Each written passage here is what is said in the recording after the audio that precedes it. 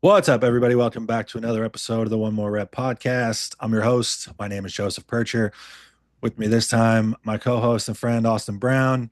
Before we get rolling, guys, please subscribe to the YouTube channel, like the video, leave us a comment, all that good stuff. Send it around, share it with a friend, share it with somebody that likes bodybuilding, and ring the bell so you're notified when the channel posts new videos. I'm doing podcasts, I'm doing prep updates. If you don't know or you haven't seen them, I just posted my 19 week out prep update yesterday. So that's on the channel. Go check that out. I'm in there. I'm talking about my diet, my cycle, my training, all the good stuff. So with that, Austin, how you doing, buddy? Feeling better? Yeah, finally feeling less sick. So Yeah. back to training normally as of this weekend, and I Awesome. trained once all last week, so that sucked. And then Yeah. Friday I got back in there and got a couple good sessions Saturday and Sunday. So feeling better, man, and and excited because contest prep season's kicking off, and it's like your prep. It seemed like it was just a thought the other day, and now here it's like 19 weeks, and it's like starting to feel real. So it's like we got all our guys getting ready to get in, spring shows and stuff. So it's a good time of year and stuff's good, man. So I haven't watched Yeah. your new update, but it seems like everything's moving along pretty good for you. Everything's been good. Everything is moving quickly. We're getting a lot of response from, you know, basically the bare minimum, like in terms of like things like cardio or Love it. no fat burners in or anything like that. So to spoil it a little bit, I still want you guys to go check the video out. But um, the update that I posted, I talked a little bit about um, my weight had come down actually a little bit too fast, according to Justin. So I had checked in with him um, a week ago today. I checked in with him Monday and I was 260 flat. And he said, hey, for the time being, let's just check in next Monday unless you get below 258. So he kind of plays it by ear, and it's for right now. We're so far out that we've kind of just done like once every 6 or 7 days. In the thick of it, man, I've never personally worked with someone that was this attentive to where it will be every day or multiple times a day when needed, which is great.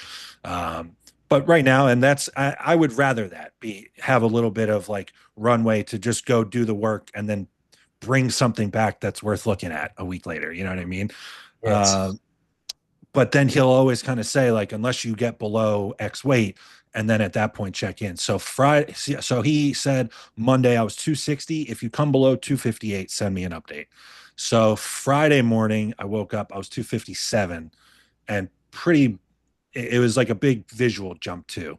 So I sent him pictures, and I talked about in the video. It was like a little bit of a mind fuck, but he says like, hey man, I want you to like pull out your regular final meal tonight and do something off plan that's between like 1500 and 1800 calories. And I had hired Justin for my prep last year at about 15 weeks out. We went 15 straight weeks without a cheat meal. I ate the weekend after the show finished, and then I went into a whole rebound where I did no cheat meals. So it's like, and like I got to speak with him in person and stuff at the show. Like it's not really his style. So I just went into it like I got to eat. I had like a meal here at home at like 23 weeks out because I was like, okay, 22 weeks out, like I may not get another one of these motherfuckers the whole way. Right, right. Um, and I was just ready for that mentally. And so then when he said that, it kind of was like I was kind of like in my gut, I was like, oh man, I don't know, I don't like that. Like, just let me keep coming down. But then Yeah. you remove yourself from it a little bit. And I'm like, you know what? Like, I hired this guy to bring me in like big and ripped and manage this shit. And you know what? Like, I just got to trust him. Like, he's got the plan. We're way far out. You know what I mean? It's not like, um, he sent me to eat a whole wedding cake or something. You know what I mean? It was pretty mild. So I ended up just doing sushi, and it was smart. It just sat very kindly to my stomach. I didn't go do burger and fries. I didn't do any fried rolls or anything like that.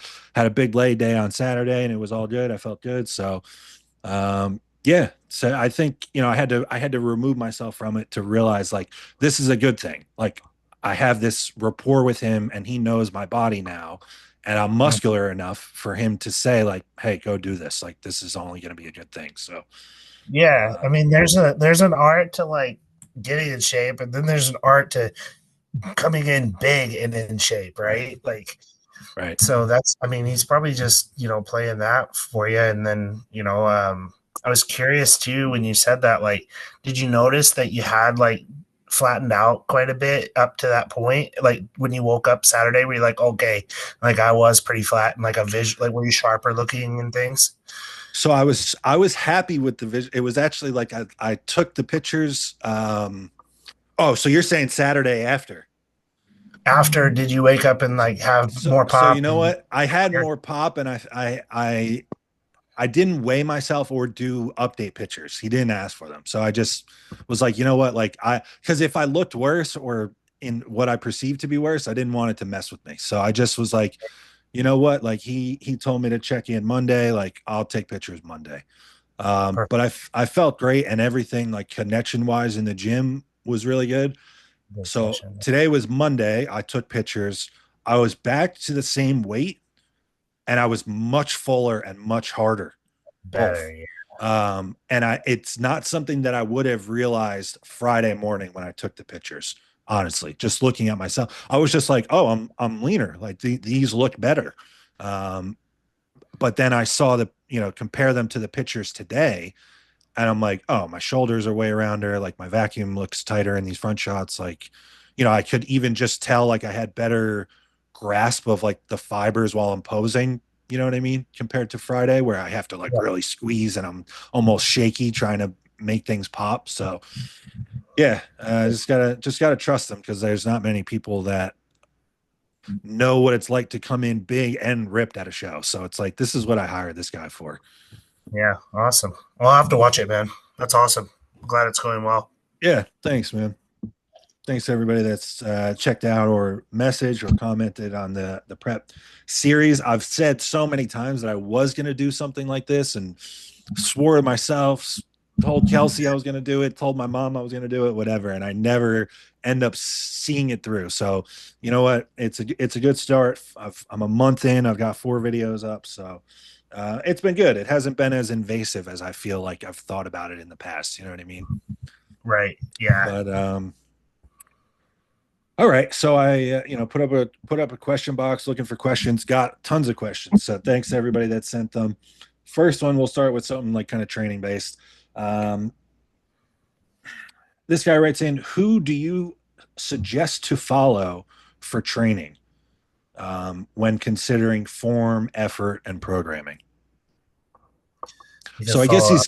I guess he's kind of asking like who do because we've especially me, I know I've made it a point to really call out people that try to put out content that are not credible in this space. I'm constantly pointing out people that I don't think are credible. So then I guess he's kind of asking us like, who do we find credible? Yeah, it's one of those questions where like when you're at like our level of coaching, like we still continue our education, but we're not like constantly searching for it all the time. Yeah. So because we kind of have our ways of doing things. So it can be I a little almost bit. thought to myself when I read this, I'm like, I look at my own training, motherfucker. Like, I was like, me and Joe, watch us. you know? But I know what they're asking. They're like, who's Yeah, putting yeah. out like, training specific Yes. information, Yeah, yeah. this, that, and the other. Yeah, John comes to mind, Yep. Jewett. I like, Yeah. his principles around things. I think, Justin Shire, somebody who I think if you watched his training, which he puts a ton on YouTube, like from an execution standpoint and effort level standpoint, really, really good. Um, I'm trying to think of some other ones that I really kind of specifically for training and as far as like the actual, setup of things more so, which John definitely gets into that pretty in detail. Man, I'm kind of blanking on this one just because. I like Joe Bennett a lot.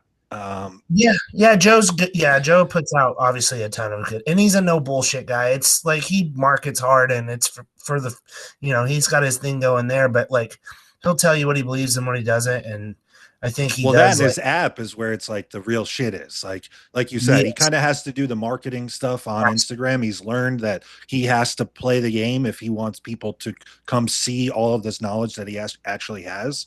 yes, But when I think of this, the answer to this question, and I almost think like, how do I want to be perceived in terms of what I put out online?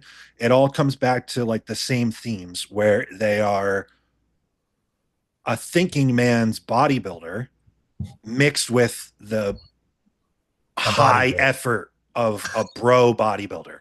And yeah, all those guys that you mentioned, like John, I can credit John with a huge chunk of the foundation of what I view as my own bodybuilding. And he's a perfect example of someone that's extremely thoughtful about all the X's and O's of bodybuilding. But then when he gets under a hack squat or it's time to pull an RDL off the floor, like he's a nasty motherfucker, and that's what it requires. Justin Shire was one of the first names that I thought of when I saw this. Like, again, so thoughtful in his training, but then there are moments where you see that it's like, you know, hey, like he's doing this single arm hammer pull down with 4 plates. Like he doesn't have a 25 on each side and he's like and slowly perfect. pulling it down. Like it's perfect form with fucking heavy ass weight. Like, you know, Yes, RDLs with 5 plates from the floor, dead stop rep every time. Like, I, in general, I think anyone that's putting out information that's trying to like bridge the gap between being thoughtful and, yeah, you know, quote unquote evidence based. But that just means that you have an understanding of biomechanics and you're not training like a meathead. But then from like an effort standpoint, there should be a little meathead to the person. There should be a little bit of like real life experience and yeah. knowing like when you have to go there. I So think those are the Hunter's another good one. Hunter's an excellent, perfect blend of the two. Yeah, yeah. I love the way you put that, man, because I really think that nails it on the head. Like, don't be a jackass, but like have some of that, intensity behind your training, but just do it properly. Like you said, biomechanics and like, hey, you're just going to be much safer. You're going to manage fatigue better.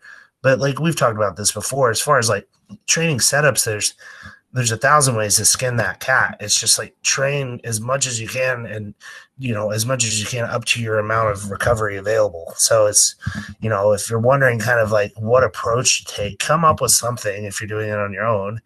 And if you're recovering well, keep inching that line until you're not and kind of flirt with that line. I feel like I would rather push it a little past it than undershoot it by a mile, right? So that's what I would suggest. But yeah, I love look at those guys and how they execute. I think me and you and the training that we put out is similar in that regard. I'd Good like to think guys. so. Absolutely. Yeah, but yeah, I like all those examples, man. Yeah, it's Yeah. a As you were talking, JP is another guy, Jordan Peters. And I feel like on him, I feel like he goes like sometimes he's moving weight to fucking move weight. like oh, no doubt he, about it. So I was gonna say more like he's a great example of kind of maybe a little bit weighted towards the meathead side of the pendulum more than my own approach. But the big value, like, this guy specifically asked, like, who do you follow? So he's talking about social media. yeah, Jordan, no matter what he's doing, whether it's a single arm cable extension for triceps or a 7 plate incline press, he does a very good job of explaining to you why and how this might fit into your right, scheme if you were going to do this. So that yeah, is what I pull from Jordan. Most of what he's doing in the gym, and if I'm being honest, like his approach in terms of load and rep ranges, I completely discard. I don't even acknowledge it at all. But I fair. get a lot of value out of the explanation and the thought process. Okay, yeah, yeah. His captions are valuable, right? And like Yes, yes. talking about what the objective is behind the movement, but then you look at it and you're like, that looks like you just snap some shit. Bro, Like he's doing 4 rep lateral raises. Like, I'm not ever doing that or telling anyone to do that. with I like don't a think few that's how you questions build big related to shoulders. motion, right? Yeah, no, Right. for sure. I agree. But as far as like intensity, good one. And he is a very smart guy. Yeah. Um, but It's I think, almost, he almost has more, I feel like he almost has more knowledge on paper than he displays in his own training. yeah, I mean, he'll tell you too. He's like, I just love like beating numbers. Like he's That just he that's loves, he lives for that. That's his scoreboard. I've heard him say that's his scoreboard every day.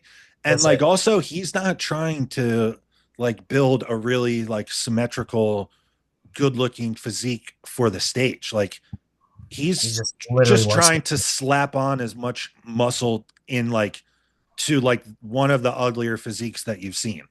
Like, he's He's what, fighting 5'3" and 270 or something. Like, equally as wide. Yeah, yes, yeah, yeah. yeah, Like nah, lats are insanely wide, but his waist is just as wide. Like, yes, you know, no, but yeah, he's good. I think just for like a different perspective on all of it, because he is super well versed in all of the things that come along, biomechanics. And I think a big thing that I catch from him too is like recovery. Like, he's constantly talking about and adjusting his split because of his recovery, where I've seen him, for every day for 2 months straight, he talks about how he's doing upper lower, and then like one day he'll just come on and he's like, today was push only because I just can't recover from upper lower anymore. And it's like, okay, like, that makes sense. Like, he's not just tied, he's not married to one thing. yeah. Um, yeah, I feel like I'm missing people or I'm forgetting someone, but I think those would all be people that get you on the right I path. think I think Nick Gloff puts out some like pretty good stuff as far Yep. as getting really strong and good ranges of motion and explaining some of the science behind it. So he would probably be another good one. But Yeah. Yeah. Yeah. All those guys will get you in the right spot for sure. Um, if you couldn't bodybuild in the US, what country would you move to continue bodybuilding? super cool question. Interesting, Um, right? yeah. Wow. Hmm. Man, I'm like super perplexed here. Like, there's a couple that came right to mind, but then I like start thinking a little deeper, and I'm like, I don't know. What came Uh, first to mind? well, I was thinking like Thailand. I thought that was my answer. Cost Thailand of was my living, first because yeah, it's cheap. cheap cost of living, and you can buy steroids at the local market. Fuck, dude. I thought I had like a hidden gem of an answer in Thailand. No, like Vigor Steve and like some of those guys like go and Victor live there. Black as well. Yeah, they fucking and I mean like I could retire in Thailand right now. Oh, dude, we could live like kings. Yeah. And that's So not to that's not a flat. I think the average American that like pays their bills on time every month could go live it's like a king in it's Thailand. like your money's worth 10 times or something. It's Yes. Yeah. insane. But and then cost of living is like just as cheap, so it's like double dipping. And then the steroid thing, it's legal, so and it's Not only pharmaceutical. is it legal, but the quality of it, dude. It's Like, pharmaceutical grade. Fucking, yeah, it's like you're getting Pfizer packs and shit at the pharmacy. So, yeah, like but Watson tests, like the real yeah, shit. like ampules and shit. Yeah, like crazy. I've seen so many guys go over there.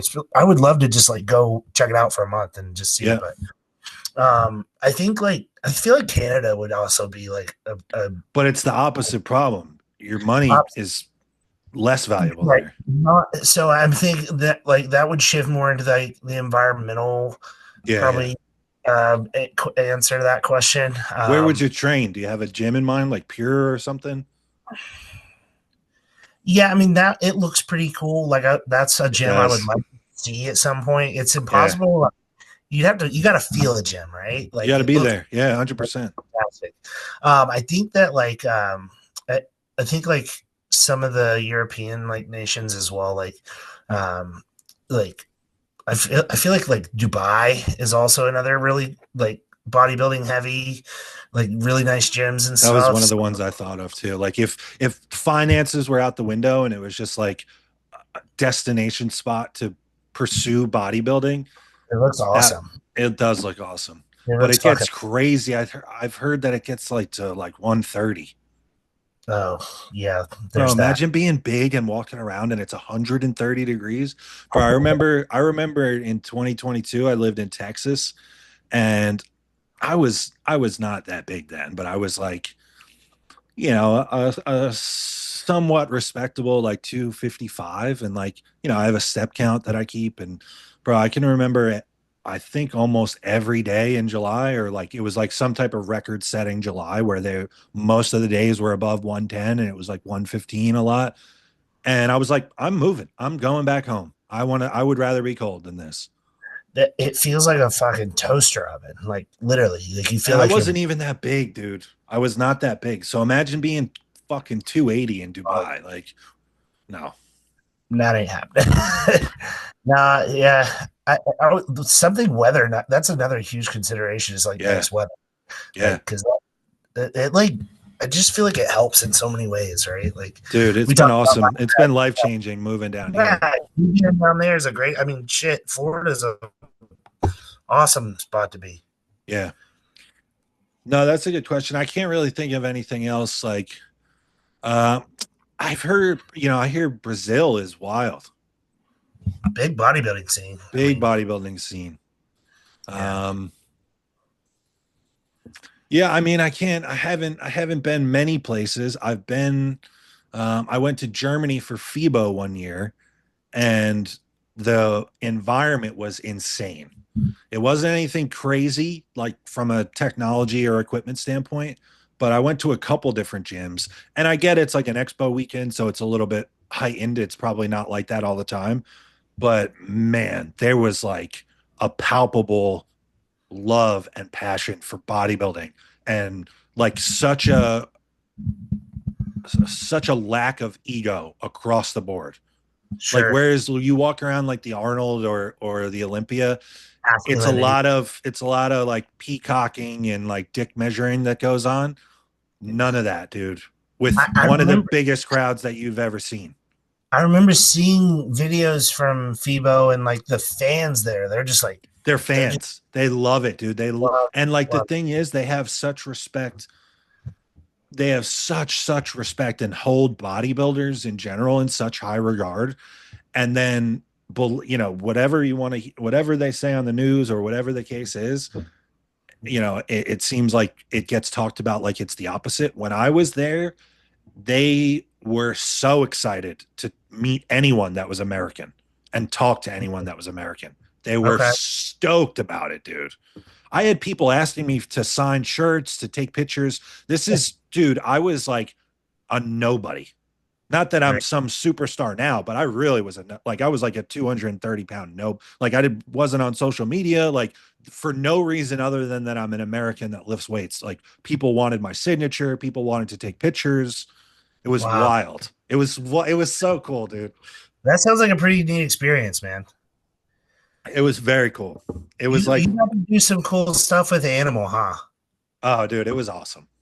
Yeah. It was That's awesome. like man, it was so cool. It was the perfect blend of having kind of like the status and security of having like a really good corporate job, but then combined with like your niche passion that you live for every day. Um, and That's like for perfect. me, especially, like it's not like I just went and worked for C4 or Bang Energy or something. Like I had Frank McGrath posters up on my wall in college. And then you're traveling the world. My whole gym persona when the first half of my bodybuilding career was like it was animal. Like I like took pride in wearing certain colored animal shirts if I was gonna deadlift heavy or squat heavy that day in the gym. Like I wanted people to know that it was me that was coming. You know what I mean? Like so then it was like then I end up like managing all these athletes that I literally like idolized, and I'm traveling the world, designing the clothes, training in these gyms, designing the booth at the Arnold, like all these different wild things. So it was awesome, man. It That's ended up it kind of ended on a little bit of a sour note, and it took me a little bit to get over it. Um, but now, like being way removed from it, I have such an appreciation for what it was because it was so cool, dude. That's awesome. Yeah, that Yeah. seems like a crazy cool opportunity. It was cool, man. It was cool. It was like once in a lifetime, really. Like, Yeah, um, and like it's set up, it's so expanded. Like I had no bodybuilding network before that. You know what I mean? I had maybe two friends that I would talk to, like, you know what I mean? Like about bodybuilding, whereas like it exploded from being that's all. there. And That's all you had. Yeah, um, you know, being on flights with, Evan Centopani, or having fucking when I remember in 2019 after the Olympia, uh Derek Lunsford came in, we would shoot the guys like while they were still in shape, and he yeah, came and hung out and stayed at my apartment instead of at the hotel that we provided for him. Like just so cool, dude. Like just an opportunity, like opportunities that no other like average person like me would get otherwise. You know what I mean? So right. it was very cool. That's awesome, man. This is a good one. Keeping GH in for peak week or up to the show. I understand it's person dependent. I want to hear your guys' experience and client experiences. Yeah, so there's not a black and white answer to this. If the look is really good, I'm an advocate of just leaving the variables alone. So if you're looking crazy hard and dry, and you don't think there's anything to be desired from like a hardness or dryness perspective, when you're like, even when you're like flat and when you look should be pretty crispy, I would keep it in. A reduction might be Yes. uh, applicable. Bring it down to anywhere from at the lowest maybe like 2 to 3, Two but to like four, I think. Yeah. Yeah. 2 to 4 is kind of that sweet spot. Like I personally like last prep kind of planned to keep it in, and Yeah. now granted I was running 10 up and for like a while, and then it was like 4 weeks out, and I was still seeing some water, obviously. And I dropped it. I just wanted to try to drop it for a couple of days to see what the visual shifts did, and they were drastic. So I was like, but I still had like quite a bit of pop and fullness. So at that point, I just said I'm gonna pull it out. Um, but I have a couple guys in prep now that I don't foresee like having to take it out at like a lower, but it's like at that 4 IU mark.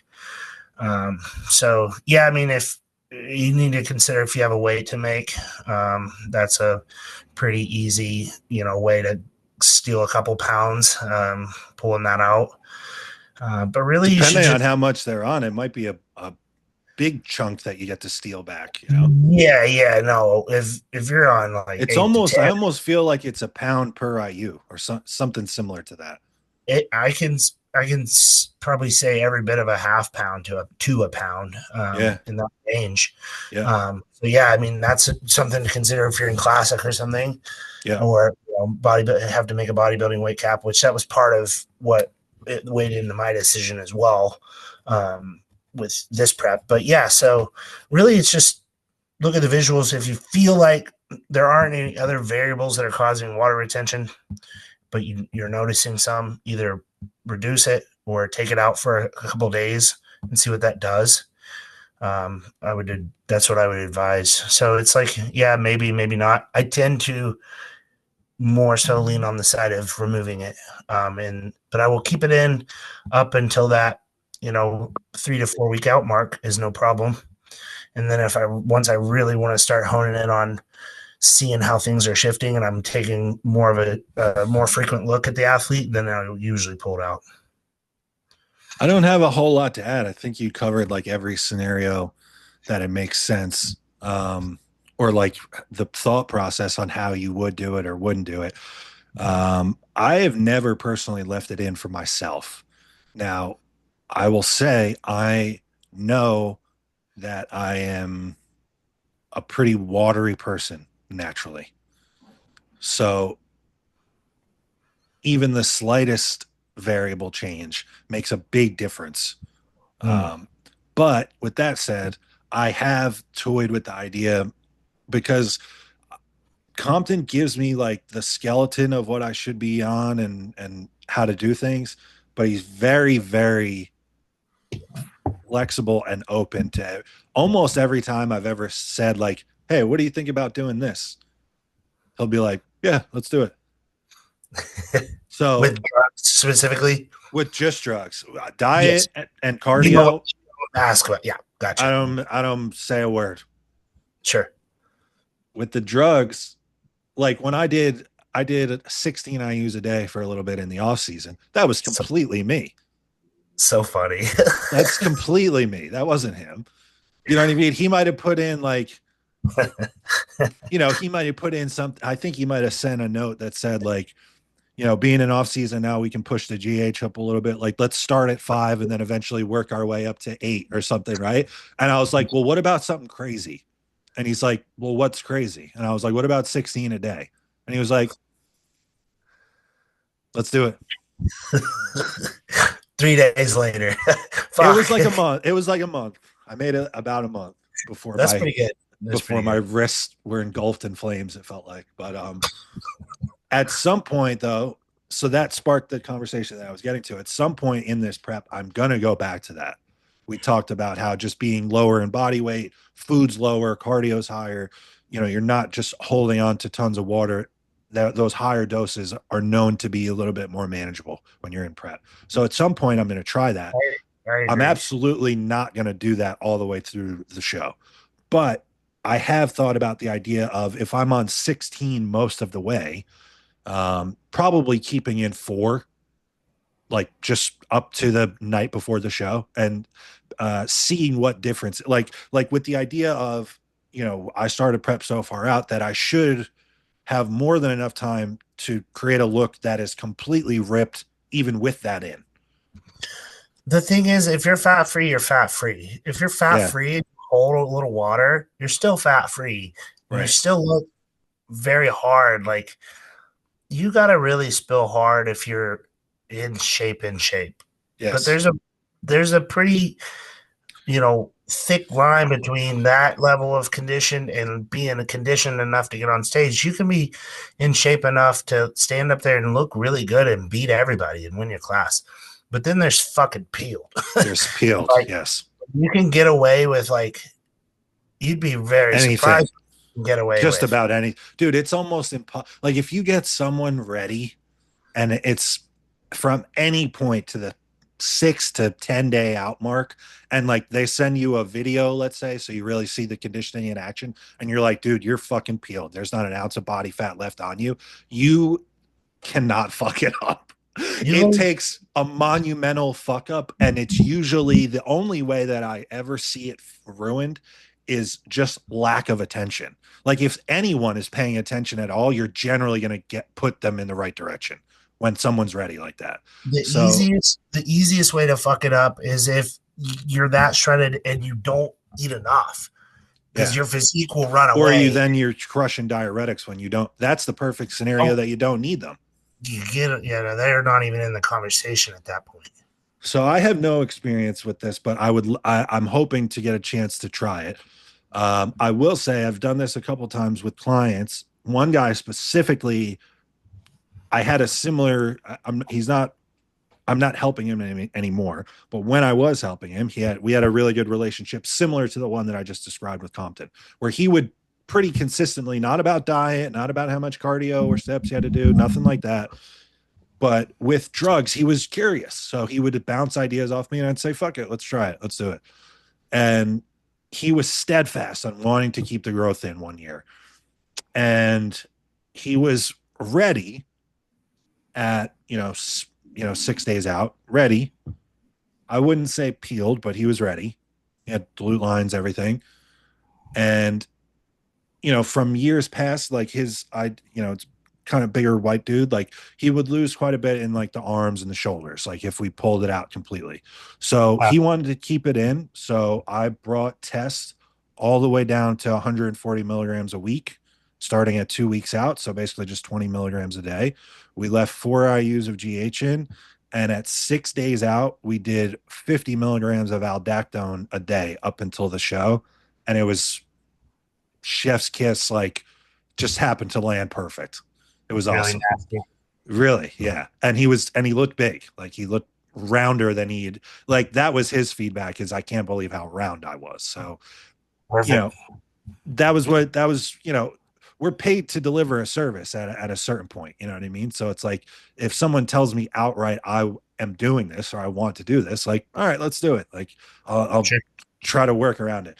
For that one instance, it worked. I wouldn't recommend that, honestly. I was pretty a little nervous about it. I almost feel like at a certain point I care sometimes more than the people going up there, but um I would say what you said is perfect. A lot of times, if you do see that it's like the person's ready, there is going to be a little bit of a drop off in the look or the fullness, like from completely removing it. 2 to 4 is like more than enough.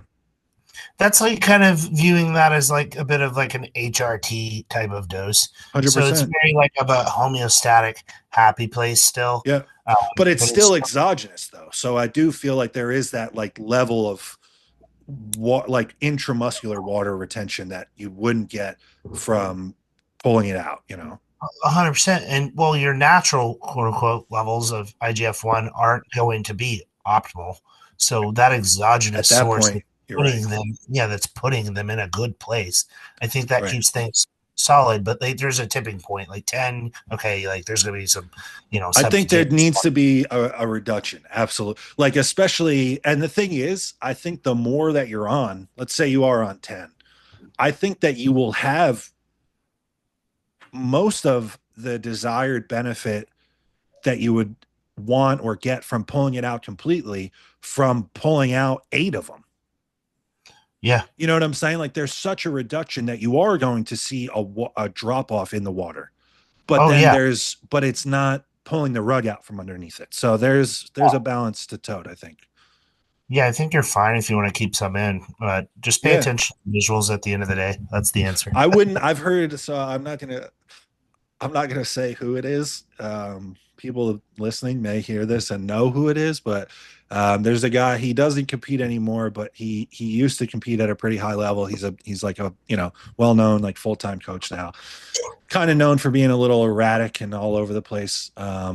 And I had heard about this guy multiple times with himself and with clients trying to do like these day of GH and insulin manipulations with, timing of the exogenous GH with Humalog, with carbs, with all this stuff, literally the morning of like trying to fit it in before at 9 a.m. prejudging. And wouldn't you know it, every time it ended up botching it. I would say if you are someone that's going to keep it in, you're probably doing at least some of it, if not all of it, before bed. I would have that be the final one. I wouldn't be doing any morning of shots. Yeah, I like that. Yeah. You know what I mean? Like you might get like that crazy fullness, but there's a Let very the good chance that you spill. There's a yeah, very good chance that you spill. yeah, just let the food do the work, Yes. that's low variable on show day. I strip out pretty much everything I can besides food and water. In light of you mentioning no trend for your current prep, what is the most per week that each of you have used? This guy's 600 plus the this guy's most. trying to expose us. Yeah, 1,000. No, I'm kidding. Have you done 1,000? Oh fuck. I did. No, I didn't. I did 6 was the highest. Okay. Was that a prep? Maybe 7. Yeah, yeah. 6 though. Prep. And I was thinking of this the other day. I honestly, I feel. Have you ever ran train in off season? I have, yeah. Well, I've done that for a short stint a few times, and I almost feel like it's almost more applicable, which is a total 180 of what the science tells us. But where's it like kind of shine, right? Like training performance is one area where you definitely notice a Yeah. nice shift. Muscle retention, CNS, you know, stimulation.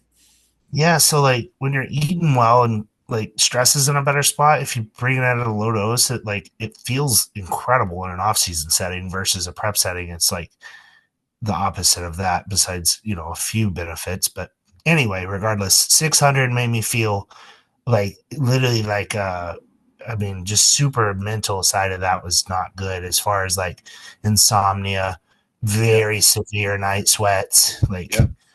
like what the fuck? The entire Yep. bed's covered in shit. Every day you got to change the sheets. Yep. This you smell toxic as fuck. Yeah. The Bro, those sheets, your laundry has a totally different smell to it.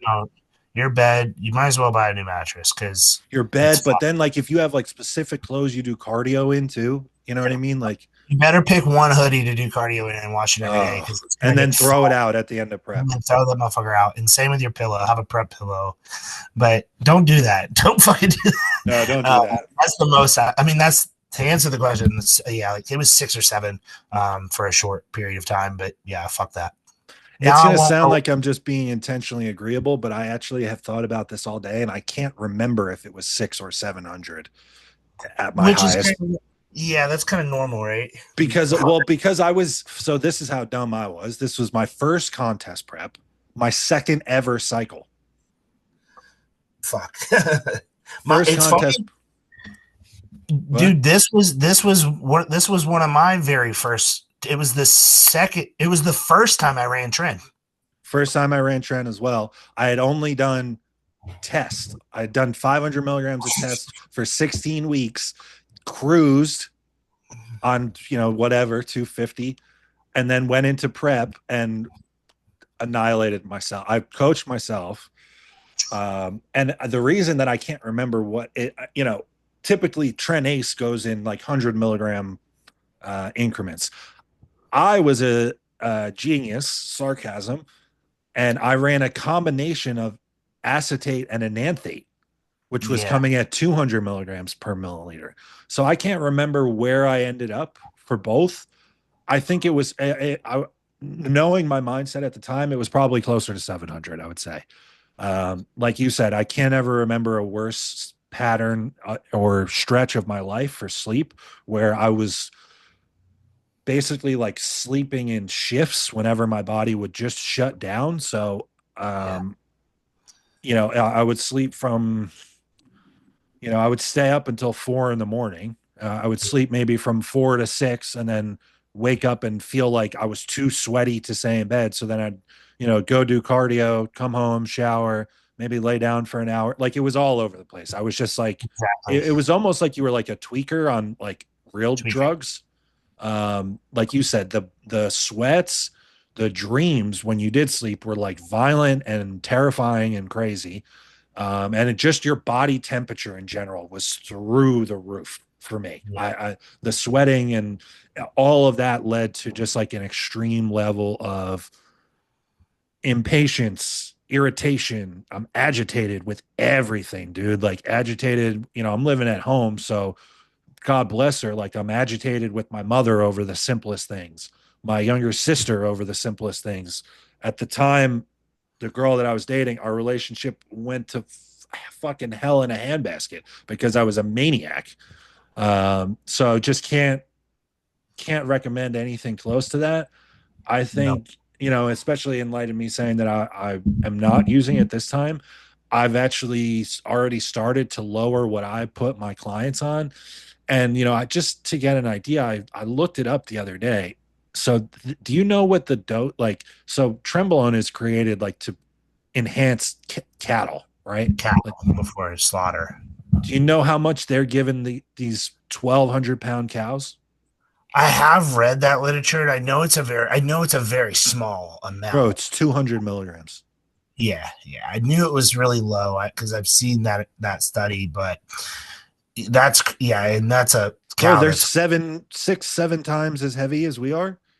right. So I saw that and I was just like, man, I almost laughed to myself. I'm like, we have it so fucked up. All as an industry, we have it so fucked up because I've just put it in.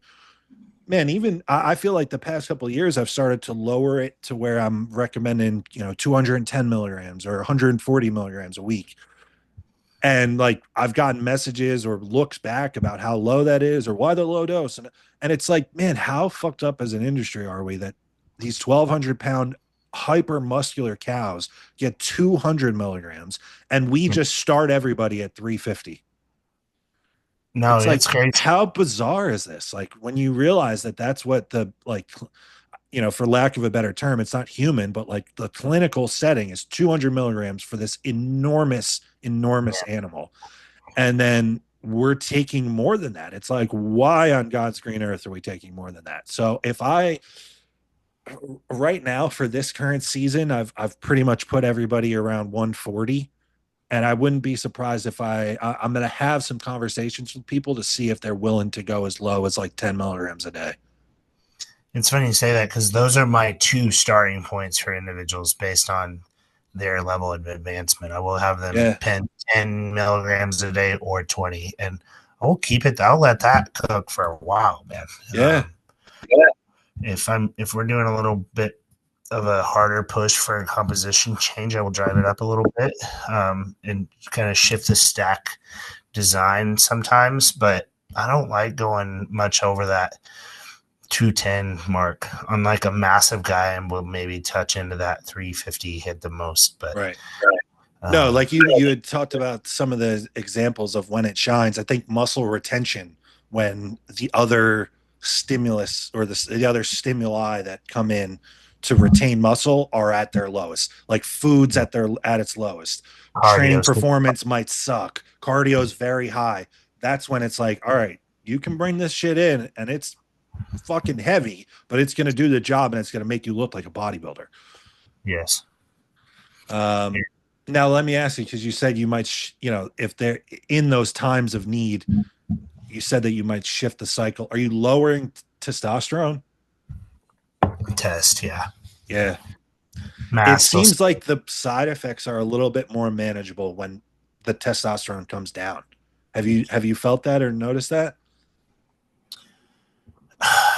I can see that holding weight, but it's not something I've necessarily Yeah. picked up on just because, yeah, I don't Because I know. know for me, there's times that I've been high test and then brought Tren Bad in time. as well, and I'm a nut. But then Okay. there's times where I've adjusted it. You know what I mean? And you almost keep, like, let's say you're bringing Tren in, but that total milligram amount doesn't change because you shift the test down. It almost is a smoother transition into bringing that in. Whereas, like, if I'm just on a gram of test and then I'm adding 300 megs of Tren, shit's gonna go awry quickly. Well, I think we've talked about how high test gives you that like aggressive, Yeah. mannerisms in nature. So like, and so does trend. So, I've um, also seen, like, I get just very, like, prior to my gyno surgery, I would immediately, in that scenario, like high test plus Tren, immediately puffy. my nipples are all puffy. I feel all swollen everywhere. Yeah. Yeah, I'm pretty at over three or like anything over that 210 mark. Honestly, I have to use like some prolactin management. Yeah. So Man, it's just a wild thing. So yeah, I'm interested to see how the people that are up for it and that trust me enough to try it, I'm interested to see how, because I've heard recently a lot of good things from people that have tried 10 milligrams a day. it's crazy, bro. I'll see a 4 pound drop on the scale, but their training performance will go up. Visuals look notably harder. They're more vascular at 10 megs on it, and it's so Right. easy. Their Just shoulders are all split now. Yeah. yeah, it's crazy. You just load it up in the little baby insulin pen, easy Yeah. peasy, painless. Yeah. It's great, man. It's a great add-in. This is a quick one. Thoughts on second place pro cards? Hmm. Is it quick? I don't know. um, if I did the nationals and I got second place in super heavies and I went pro, I would be fucking proud of that. So, I don't. I personally would like the way it is. That's fine, but to kind of like dig into the question more, I feel like every national show should have the same freaking criteria because it's just confusing and like can't we just like make this a bit more standardized across the board. I hear that. And I do think that it should be first place only, standardized across the board because I think initially that was came about when classic or like mid physique and classic came in to like Build the popularize, division. Yep. build a division. Now they're fucking huge. So like, I would love to see all the pro qualifiers, including the junior shows, because the purpose of those has shifted so much with the advent of social media. Those be a bodybuilding pro qualifier, first place across the board, all the classes, have every class. That would be nice to see. So I hear you. I like it. I think the idea is that the nationals for bodybuilding is like the show. Like the Yes. numbers are always the biggest. I think it's known as like the top guys are going to go there because the idea is also, I think, like there might be top guys that did USAs and they were third, and then they did North Americans and they were second, and now they're going to come to nationals. Um, so this was my answer. I had this pre-recorded in my head before I heard anything you said. For bodybuilding, I'm all for it. If you're second place at nationals, damn right you are. You didn't get that placing because you don't have a pro caliber physique. You have a Facts. pro caliber physique if you were second place at nationals, especially if it's anything from light heavyweight and up. Um, my problem with it, or I shouldn't even say my problem with it, my opinion is on the flip side of that. The fact that you can go to Junior USA in Charleston, South Carolina, and be Yeah. second in Class B of classic physique, and then now you're awarded a pro card, I think is fucking comical. And I think that's an embarrassment if you accept it. Because if you don't believe that you can come back the next year or in 4 weeks go to junior nationals and win your class to actually earn that pro card, then you don't deserve it. Yeah. I mean, I agree, man. And the numbers now are super died down. Like you're getting 10 guys in a class at junior nats, two of them or at junior USA, two of them are getting a pro card. Right. The There was fuck? six. There was six in Class C this year. That's what I mean. Fucking So hell. 33% of the guys that I signed up and paid the entry fee showed up. won a pro card. That's crazy to me. It's So crazy. what I would like to see, kind of going off of what you said, I would love to see it stand. Now I don't have an opinion on the ladies because I'm just not that tuned into them. Fair enough. For the men, I would love to see it standardized across the board that it's you win your class at a pro qualifier, one of the big three, you win your class, you're a pro.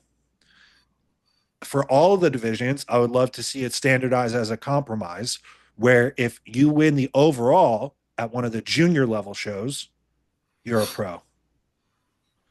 So it's not just your class. Like if you go to junior USAs and you win your class and then someone else wins the overall, you don't get it. You chose a lower level show intentionally trying to avoid a greater degree of competition. And even so, you were unable to be the last man standing. So I don't think that you deserve to be a professional. I really like that take because my take is based on the fact that the level, the tier level, is actually it's been convoluted because top two at Junior USA go pro in classic, top two at North American or at nationals go pro. So it's like, Right. It's are they two different different level? animals. Yeah, but they're kind of the same because the criteria is the They same. are. That Yeah. would make Junior USA seem like a lower tier if you had to win the overall. And like the Arnold Amateur, like I would love to see like each bodybuilding class get a pro card, but like same with I really like that like pitch you had. I think that makes a lot of sense. The three major ones and then the junior shows, but like then the Arnold's and the Olympia Amateur, probably put those in with that like second tier, right? Yeah. Yeah. I'm the thing is though, I think that if they decided that it was going to be the big three that I mentioned, plus the like, it makes sense that the Olympia and the Arnold have the prestige that it would draw like a pro card per class. So I the thing agree. is, I think that right now the numbers for those shows are small because people know it's only the overall winner. So I don't think people in some of the lighter classes are showing like at nationals. or North Americans, you might see 35 light heavyweights in a class. You're not seeing that at the amateur Olympia or Arnold. Even the middleweights.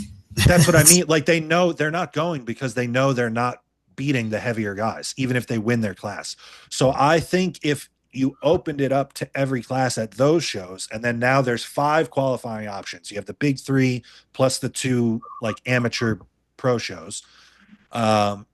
It would bring out bigger numbers because then I think more people would go out of their way to do the Arnold or the Olympia amateur, knowing, hey, if I just win my class, I win this. I think the fact that it is only the overall, it's pushing people away. On the flip side, I think my idea of like award a single pro card at the junior nationals and junior USAs, I think it would actually build the bodybuilding numbers back up because right now, no Absolutely. There's bodybuilders are not going to those shows anymore. there's like 5 that show up, and it's because they have no idea what's going on. Well, that and it's like I did junior USAs Yeah, because I knew I was at a point that I knew I wasn't prepared to go to one of the big 3, and I was yeah. also like I want a kind of a step up. It's a nice stepping stone in between, and also like the old school guys. This was the way that you did it. Like if you went to Let's, junior USAs or junior nationals and you mopped the floor with everyone and won the overall, you were like the next big thing at nationals. So I did it because of that. And then I got there, and in total, there was like 9 bodybuilders. And I was like, wow, what the fuck did I pay for? Like, why did I even bother? yeah. So I think if you enticed people with like the one bodybuilding pro card, if you win the overall, especially from the heavier weight classes, like we see at the Arnold Amateur or the Arnold Olympia, I think you'd probably get a lot of heavyweights and super heavyweights at those shows, a lot more than you get now. And I don't think it would change the numbers if you said only the overall winner at these other shows. I don't think it would change the numbers for classic or for men's physique. So I think it would only bring those promoters more money. And then it just feels like it's more, I don't know, there's more status about it. It was earned more so. I love that. It at least makes it less confusing because right now it's kind of a crapshoot and it's all over the Yeah. place. That one didn't Yeah, end up being short. You're right. I know. I I would have thought, stayed in prep if they did that for junior USA. yeah. Oh, I would go do it. I would go. The thing is, I would hit it as part of my season. Right. It's a Like I'd great hit show. that. I'd go hit junior USAs, and Big then Bang maybe Boom. I'd hit junior nationals. Then maybe I'd hit North Americans. Like, why not? I'm gonna go do all of them. Yeah, take a little break, North Americans. Like, there's no Yeah. early bodybuilding qualifiers outside of the Arnold, and then it's Right. fucking September. Right. You can't just roll your season, you know? That it would, and the way that they have them scheduled, then there would basically be one every month. There would be a pro I know. qualifier every month where it would allow guys to just continue that season on. It's not such a huge gap in between every show then, because then so you have junior USAs in May, you have junior nationals in June, you have USAs in July, you have North Right. Americans at the end of August, and then you have, nationals, whenever, December, whatever. Yeah. But then you have Arnold or you have Olympia amateur in October or whatever. So it's like it adds like a nice stretch to the season if they were to do And something that's like how that. the classic guys and men's physique guys get to do it. I mean, I Yep. ran that circuit for like 3 years, just like Yeah. all those, just like you said. Yeah. It was Yeah. nice. I'm surprised that those promoters haven't kind of maybe they have and I just don't know. I'm not privy to those conversations, but I'm surprised they haven't tried to lobby for that because bodybuilding as a division is dead at those 2 shows. Oh yeah, yeah. You think they'd want to bring it back to life? It's kind of sad to watch. It's like, okay, I was sad. I was when I showed up, man, and I saw that was like I thought there was going to be 9 in my class. You know what I mean? Like I was showing up like, fuck yeah, like you know what? I won a regional show. Like this is a step up. Like let me see where I stand in a big lineup. And my lineup at Junior USA's was smaller than it was at my regional show. And I'm like, what the fuck is going? Why did I buy? It's a $1,200 trip with the flight and the Airbnb and the entry fee and the tan and everything else. And it's like, oh man, I should have just fucking stayed home. yeah, brutal. Um, all right, let's do one more and then we'll balance. Any experience with methylene blue seems to help energy and mood in a deficit. Lots more in terms of benefits. This is kind of one of the new and shiny ones, right? Yeah. Yeah. Yeah. People are going crazy about it. I've had some clients use it and say that they think the cognition benefits are solid, but I can't speak to whether it was in like a contest prep setting. I don't know. And Have you tried it? I personally don't know enough about it to speak on it. Yeah. I think it's one of those things like anything that in moderation can have some value, and then there's probably a tipping point. And I don't know about like something else to consider with things like this is like the time of use and like duration of it, probably. But yeah, I don't have any self experience with it, and I'm not very versed on it, so I can't really answer the question too well. I'm in the same boat. I was kind of just hoping to hear if you had personal experience. That's why I asked. I have not tried it. I am not versed on how it works or what you know, the action of mechanism or whatever it is. Like I don't know any of these things. So I can't even like speak on how it looks on paper. I can Me only either. tell you the things that I've heard. It's probably the same things as everyone else. Um, I will say this. I'm like you mentioned, it's one of the new shiny ones. I'm throwing the kitchen sink at it this contest prep. I fully plan to be trying methylene blue. I will be on it at some point, so I will keep you posted. I just had a client started. I have a guy that I'm having to kill to get to his weight in classic. He competed around his weight cap last year in classic and then did one of these like perfect rebounds, like no cheat meal rebounds, and fucking blew up. And he's way more muscular and leaner than he was. And he's got to make the same weight cap. So I'm having to kill this kid. Is he And dead set on classic? I've I've had the conversation with him, and I've even said like I'm pretty set on he's said at least for this year like he wants to make a run with this new and improved physique at winning a pro card. Um, and I think we'll make it. I mean, he's still like on quite a bit of GH and stuff, so I think there's still cards yet to be played. But I've told him like you need to be prepared that this might be the last year, especially if you have another one of those rebounds after this show. Like he's very new to PEDs, so No, you get the but card, you get the pro weight cap, and there you go.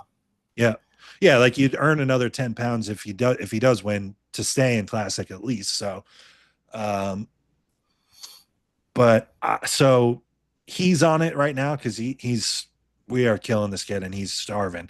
Um, he's just recently on retatrutide as well to try to help with the hunger and his sleep is all disoriented and all of it. He's one of the guys I've just been since we started. I've just been lowering his trend since I've originally I probably put it in I think at 210 and I've just been lowering it ever since. So um, I'll have all these experiences to share as the year goes on.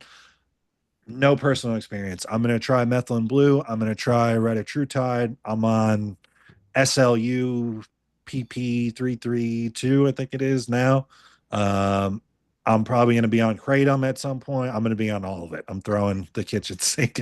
I'm planning to be diced. You know what I mean? So that doesn't lead to the most uh, optimal mental state, let's say. So, Well, there's a lot of value to what you're doing from a coaching perspective as well. Like you're not going to do that to someone else, and before right. you do it to yourself to the degree that you're going to be doing it to. No, So yeah. a lot of good notes. Like I don't I prep myself very differently than other clients for that reason. Like if Yeah. it's on my mind, I'm kind of thinking about trying it. I'm not going I'm to try it doing on it. this guy. I'm Yeah. going to try it on me, and I'll go from there. Yeah. Yeah. Um, that reminds me actually, you used the SLU during the prep, yeah? Yeah. Did you use it throughout? Where did I stop? It was 4 weeks out or something, maybe three, Okay. 4 weeks out. And what'd you think? Is it difficult to tell with everything else in? Yeah, That's yeah. how I feel. I haven't. I'll say this. I think I've noticed that I'm more sweaty than I would be with the same parameters, Okay. but it is difficult to tell. Like, because I'm not dead right now in terms of like cognition or anything. Yeah. Um, and I'm also I'm not lean enough to notice like 1% differences in composition or something. You know what I mean? So Yeah.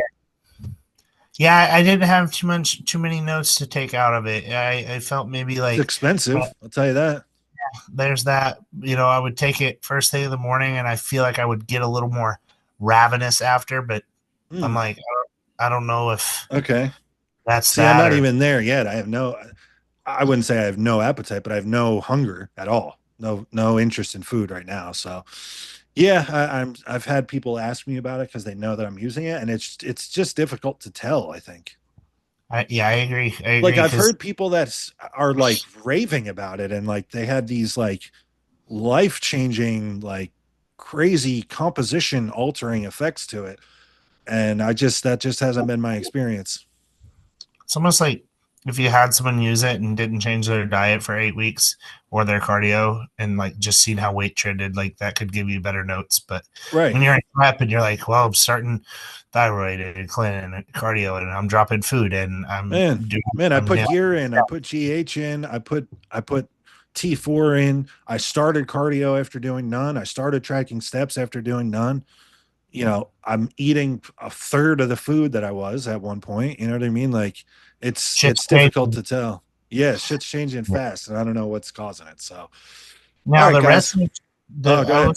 the retro, I'm excited for you to try that because I've had some really good movement with that with some people that are a little bit more metabolically challenged. So Yes.